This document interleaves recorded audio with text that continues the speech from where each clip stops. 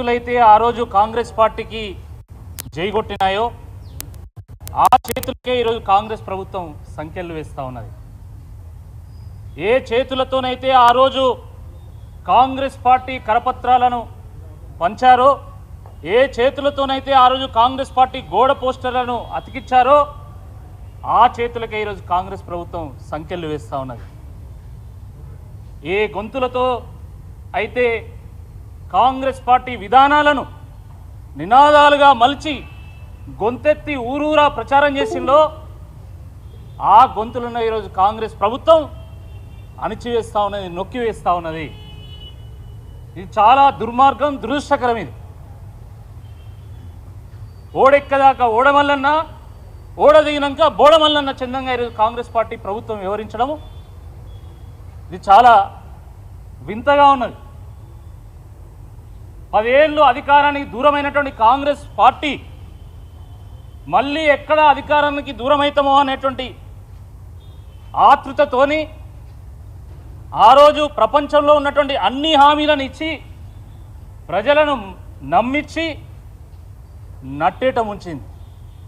ముఖ్యంగా ఆ రోజు యువతకు 2 లక్షల ఉద్యోగాలు ఇస్తామని, జాబ్ క్యాలెండర్ ఇస్తామని, మెగా డిఎస్సి వేస్తామని, విద్యార్థులకు స్కూటీలు ఇస్తామని, నిరుద్యోగ భృతి ఇస్తామని అనేక హామీలు ఇచ్చి వాళ్ళను ఎన్నికల సామాగ్రిలాగా, ఒక కరపత్రంలాగా, ఒక మైకులాగా, ఒక సౌండ్ బాక్స్ లాగా వాడుకొని వదిలేయడం జరిగింది.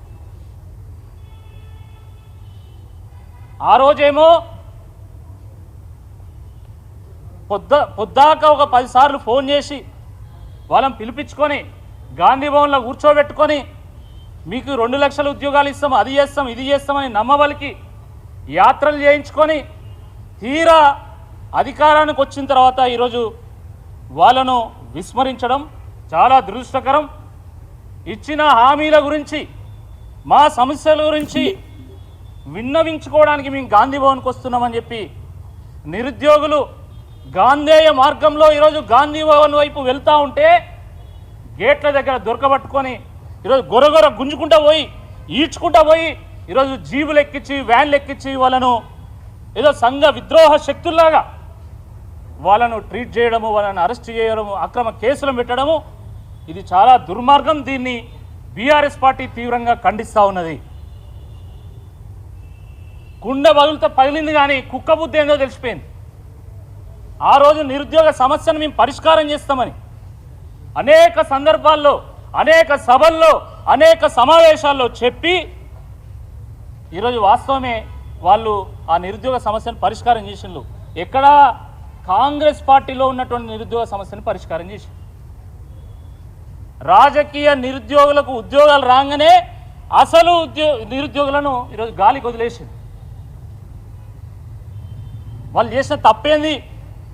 మీ పార్టీకి ప్రచారం చేయడమే తప్ప, మీ కరపత్రాలను పంచడమే తప్ప, మీ యాత్రలకు ప్లానింగ్ చేయడమే తప్ప ఏం తప్పు చేసిందని చెప్పి ఈరోజు వాళ్ళని అరెస్ట్ చేసిందో ఈరోజు కాంగ్రెస్ పార్టీ ప్రభుత్వం చెప్పాల్సిందిగా ఈ సందర్భంగా మేము డిమాండ్ చేస్తూ ఉన్నాం. ఆ రోజు మీరు 2 లక్షల ఉద్యోగాలు అన్నది వాస్తవమా కాదా?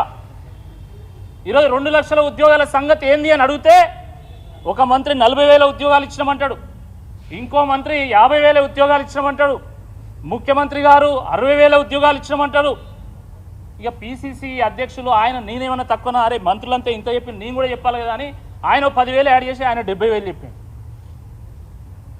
ఒక వేలం పాటలాగా 40,000 ఇచ్చినాం, 50,000 ఇచ్చినాం, 60,000 ఇచ్చినాం, 70,000 ఇచ్చినాము. మీడియా ముందు వేలం పాట, మీడియా వెనుక సర్కారు వారి పాట, సర్కారు వారి పాట, సర్కారు వారి కోట కొనసాగుతున్నది. కానీ నిజంగా ఉద్యోగాలు మాత్రం ఇవ్వడం లేదు. మీరు మీ వాటా కోసమో పాట కోసమో ఉద్యోగాలకు దొంగ ముచ్చట్లు, ఉద్యోగస్తులకు నిరుద్యోగులకు దొంగ ముచ్చట్లు చెప్తే ఈరోజు నమ్మడానికి ఎవరు సిద్ధంగా లేరు. కేసీఆర్ గారు నోటిఫికేషన్లు వేస్తే, వారి ప్రభుత్వ హయాంలో పరీక్షలు నిర్వహిస్తే, ఫలితాలు ఇస్తే, కోడ్ వల్ల ఆ రోజు ఉద్యోగాలు ఇవ్వకపోతే ఆ ఉద్యోగాలు కూడా మేమే ఇచ్చినామంటాడు. మొత్తం ఇచ్చిందే మీరు 11,000, కానీ మేము 50,000 ఇచ్చినాం, 60,000 ఇచ్చినాం, 70,000 ఇచ్చినాం అని చెప్పి ఈరోజు మాట్లాడడం ఏదైతుందో నిజంగా విడ్డూరంగా ఉంది. ఆవు ఎక్కడ కడితేంది, మా దొడ్ల ఇంత చాలు అని అనుకుంటున్నారు కాంగ్రెస్ పార్టీ వాళ్ళు. మంది పెళ్లిళ్లకు మంగళారతి పట్టమంటే ఫస్ట్ రేవంత్ రెడ్డి గారు, ఫస్ట్ నెంబర్ 1 ఆయన. సిగ్గుండాలా? ఈరోజు బీఆర్ఎస్ ప్రభుత్వం హయాంలో వచ్చినటువంటి నోటిఫికేషన్ నువ్వు యాడ్ చేసుకోవడానికి కొంచెమైనా ఇంగిత జ్ఞానం ఉండాలా? నిరుద్యోగులు ప్రభుత్వాన్ని ప్రశ్నిస్తే మీరు పేడ్ ఆర్టిస్టులు అంటే మీరు ఆ రోజు కాంగ్రెస్ పార్టీకి ప్రచారం చేసిండ్రు అంటే మీరు కూడా పే చేసిండ్రా వాళ్ళకు? చెప్పండి, మరి మీరెంత ఇచ్చిండ్రు? ఎన్ని డబ్బులు ఇస్తే ఆ నిరుద్యోగులు మీకు ప్రచారం చేసిందో చెప్పాలి. ఎన్ని డబ్బులు ఇస్తే ఆ నిరుద్యోగులు మీకోసం యాత్ర చేసిందో చెప్పాలి. చాలా దురదృష్టకరం. ఈరోజు ప్రభుత్వాన్ని ఎవరు ప్రశ్నిస్తే వాళ్ళు బీఆర్ఎస్ పార్టీ పేడ్ ఆర్టిస్టులు, లేకపోతే ఇంకో పార్టీ పేడ్ ఆర్టిస్టులు. ఈరోజు మీ ప్రభుత్వం మీద ఉద్యమిస్తున్నటువంటి ఈ నిరుద్యోగ మిత్రులు పేడ్ ఆర్టిస్టులు కాదు, పబ్లిక్ యాక్టివిస్ట్ వాళ్ళు. పబ్లిక్ కోసం యాక్టివిజం చేస్తున్నటువంటి మిత్రులు వాళ్ళు. ఆ రోజు బీఆర్ఎస్ ప్రభుత్వం ఉన్న రోజు కూడా ఉద్యోగాల గురించి ప్రశ్నించిండ్రు. ఈరోజు కాంగ్రెస్ ప్రభుత్వం ఉన్న రోజు కూడా వాళ్ళు ఉద్యోగాల గురించి ప్రశ్నిస్తూ ఉన్నారు. ఇది వాస్తవం కాదా అని నేను అడుగుతా ఉన్నా. నిజంగా వాళ్ళు పేడ్ ఆర్టిస్టులు అయితే చలో ప్రభుత్వం మీదే కదా, ఎంక్వైరీ పెట్టండి, ఎవరెవరికి ఇంత ఇచ్చిందో బయట పెట్టండి. అది చేత కాదు, కేవలం వట్టిగానే ఒక డైలాగు పేడ్ ఆర్టిస్టులు. ఈరోజు అసలు మీరెంత సంపాదిస్తున్నారు? మీ అకౌంట్లు వాళ్ళ అకౌంట్లు ప్రజల ముందు పెడితే ఎవరు నిజంగా పేడ్ ఆర్టిస్టులు తేలిపోతుంది. ఆస్తుల సంపాదన మీద ఉన్నటువంటి శ్రద్ధ ఈరోజు దాంట్లో ఒక పావుల వంతు ఈ నిరుద్యోగ సమస్యను పరిష్కారం చేయాలనే దాని మీద ఉంటే ఈ నిరుద్యోగులు ఈరోజు సంతోషంగా వాళ్ళు ఉద్యోగాలు చేసుకునేటువంటి వాళ్ళు, నిరుద్యోగ సమస్య పరిష్కారం అయ్యేది. కానీ ఈరోజు ఎంతసేపు మీకు పర్సంటేజ్ల మీదనే యావ కదా. ఈరోజు కాంట్రాక్టర్ల బిల్లులలో పర్సంటేజ్లు, రిటైర్మెంట్ బెనిఫిట్స్లో పర్సంటేజ్లు, పథకాలు అందాలంటే పర్సంటేజ్లు. మళ్ళీ సిగ్గు లేకుండా మాది ప్రజాపాలన కాదు, పర్సంటేజ్ల పాలన కొనసాగుతూ ఉన్నది. కేవలం వీటిలోనే కాదు, ఉద్యోగాల్లో కూడా గ్రూప్ 1 విషయంలో ఏం జరిగింది, డిఎస్సి స్పోర్ట్స్ కోటాలో ఏం జరిగింది, అవకతవకలు జరిగినాయి, గందరగోళానికి గురైనాయి. అన్నీ కూడా ఏదో గోల్మాల్ అయింది అని చెప్పి మేము ఆరోపణ చేస్తే కూడా ఇప్పటి వరకు సమాధానం లేదు ప్రభుత్వం నుండి. ఎందుకు సమాధానం లేదని ఈ సందర్భంగా మేము అడుగుతా ఉన్నాం. డిఎస్సి అంటే డిస్ట్రిక్ట్ సెలక్షన్ కమిటీ అనుకున్నాం మేము, కానీ డిఎస్సి అంటే ఈరోజు డిస్ట్రిబ్యూషన్ సెలక్షన్ కమిటీ అయిపోయింది, డిక్టేటర్ సెలక్షన్ కమిటీ అయిపోయింది. డిఎస్సి స్పోర్ట్స్ కోటాలో అవకతవకలు జరిగినాయి,